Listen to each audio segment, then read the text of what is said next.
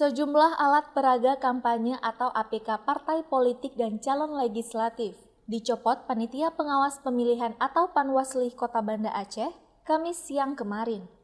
Panwasli Kota Banda Aceh bekerja sama dengan Satuan Polisi Pamong Praja menyisir ruas jalan protokol Banda Aceh dan menurunkan sejumlah APK milik parpol dan caleg yang dianggap melanggar aturan pemasangan.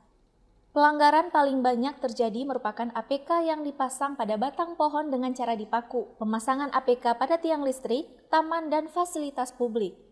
Ketua Panwasli Kota Banda Aceh Eli Safrida mengatakan, padahal sebelumnya Panwasli sudah mengingatkan dan menyurati partai politik tentang pelanggaran yang dilakukan dalam pemasangan APK. Eli juga menegaskan, penertiban APK yang melanggar aturan dilakukan secara bertahap hingga masa kampanye berakhir. Peserta pemilu juga diharapkan dapat mentaati aturan yang telah ditetapkan agar pelaksanaan pemilu dapat berjalan dengan lancar dan demokratis. Penertiban yang kami lakukan ini terhadap alat peraga kampanye yang dipasang tidak sesuai aturan dan juga tidak sesuai dengan zonasi yang telah ditetapkan oleh KIP Kota Banda Aceh. Sudah ditertibkan tadi dipasang di pohon, kemudian dipasang di fasilitas publik, di tengah jalan, median jalan, kemudian di tiang telkom, di tiang listrik, dan juga ada tadi beberapa di gapura. Ini termasuk tempat yang dilarang dan juga merupakan fasilitas publik yang tidak boleh dipasangi APK.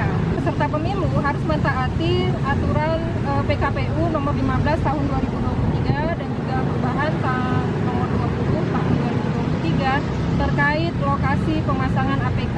Sudah diatur ya di pasal 70, tidak boleh dipasang di pohon dan juga ditanam di taman.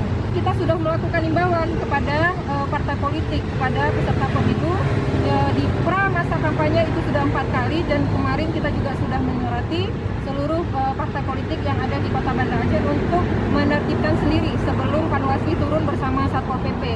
Nah, kita menunggu, ternyata sampai dengan batas waktu yang kita surati itu belum diindahkan. Karena ini sifatnya administratif, maka sanksi yang diberikan ini juga merupakan sanksi moral ya kepada partai politik.